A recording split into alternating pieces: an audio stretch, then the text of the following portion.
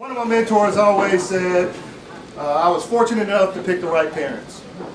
And when you think of Taz Shepard, you think about his grandfather, John Sparkman. You think about his father, Tazewell Shepard Sr., who worked with JFK. He's done very well for his parents' sake.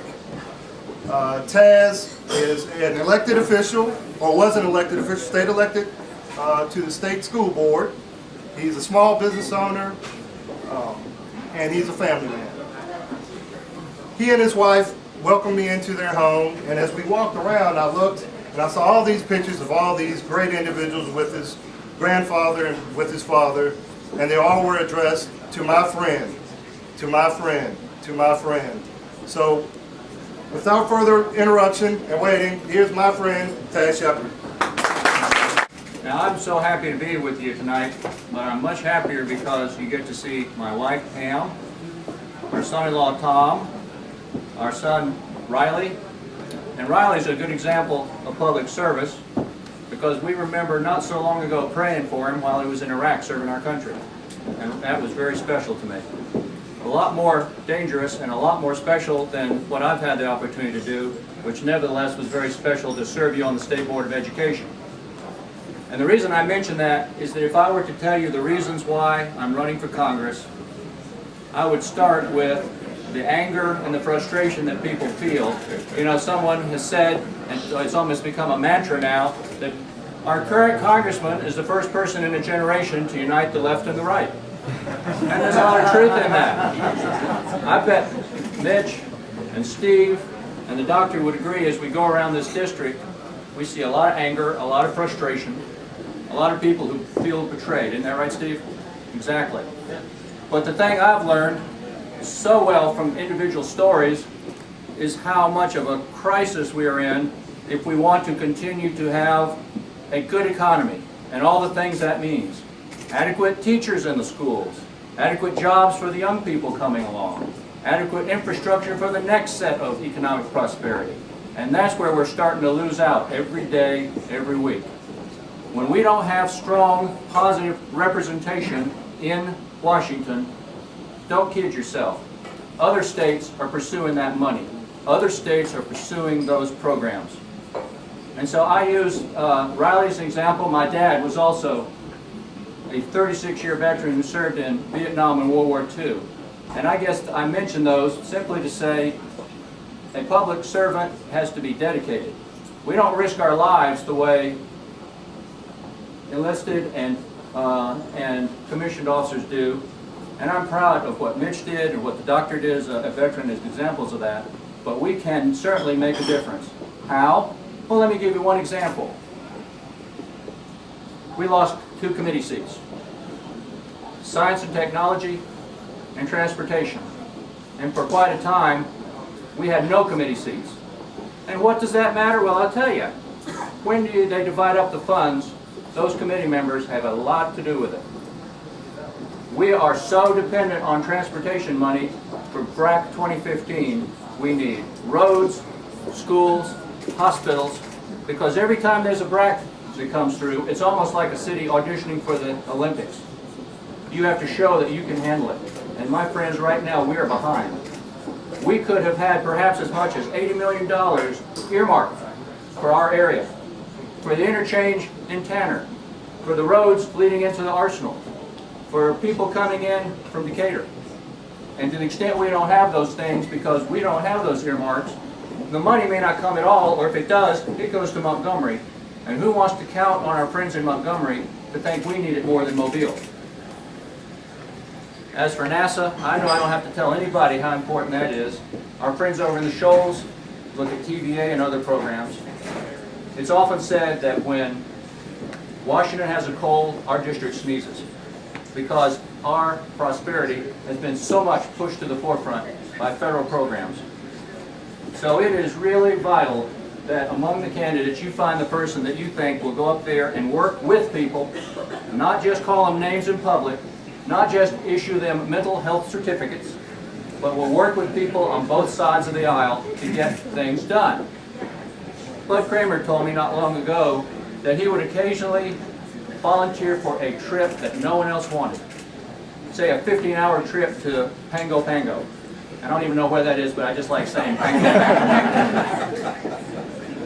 And he shared with me that he would pick that trip because he knew he would be sitting next to an important member of a committee, maybe the chairman, maybe just someone with a lot of influence, and that would give him a chance to get to know them better. He'd get to know their kids or grandkids. He'd get to let him know where is Huntsville, where is Decatur, where is Florence.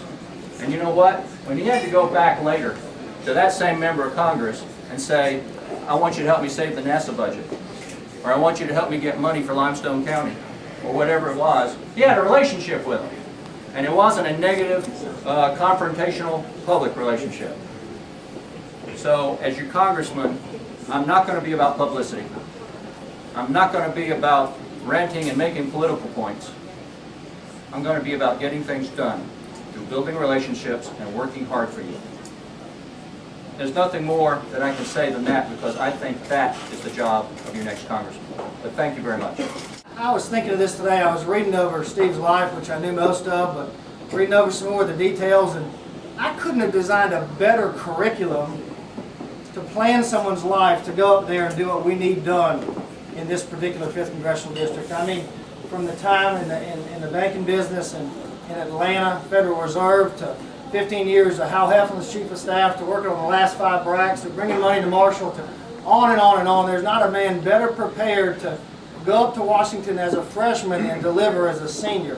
So without further ado, my friend Steve Reagan. It's a pleasure to be here tonight. It's a pleasure to share a stage with these 3 guys. I admire your willingness to step out and offer yourself for public service. I am new to the political scene as a candidate, and so I also want you to know we've got 2 months for our stump speeches, so I want to take the time tonight to just talk a little bit. I've had a lot of people ask since I've not been out before, who are you? So I will tell you that I'm a native of Madison County. I'm a little unusual. I was actually born in Huntsville Hospital. Not many of us out here. I grew up here in Madison County, went to public school, went to high school, met a little girl, and she's still with me tonight.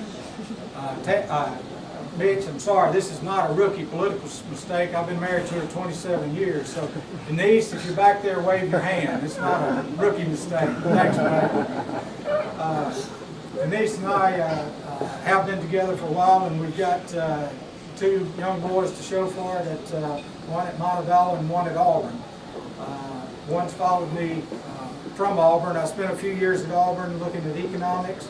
Spent some time with the Federal Reserve Bank, and then back in my graduate degree. And from there, we went to Washington. Went to work with Senator Heflin. Started as a legislative assistant, and 2 years moved as his chief of staff. Now, I do have a lot of experience, and I'm not quite as old as Mick says. I'm not ready for Social Security. But I did work on the first BRAC in 1989. And I thought about that. Bud Kramer was still a district attorney in Madison County at that point. So I'm either high mileage or very experienced, but I will tell you what that means. We all know how important. Taz was eloquent what this district depends on the federal government. We have going back and forth on Redstone Arsenal every day. We have 26,000 defense contractors, employees. We have another 7,000 going to work with Marshall Space Flight Center. We've got 28,000 out in Research Park. Now, I know a lot of people said that the government doesn't create jobs, but when there is an industry that supports the warfighter, that supports Manned Space Flight Center, it's right here in North Alabama. And that's what we've got to protect. Experience does make a difference, and that's where I will distinguish myself. And as we face maybe our incumbent congressman in the fall, I just want everyone to keep in mind that just because you've been there one term, you know, we'll have a historical setting. Should he go back, we'll have our only congressman that's been a freshman 2 terms back to back. And I don't think the Tennessee Valley can afford that. I really don't.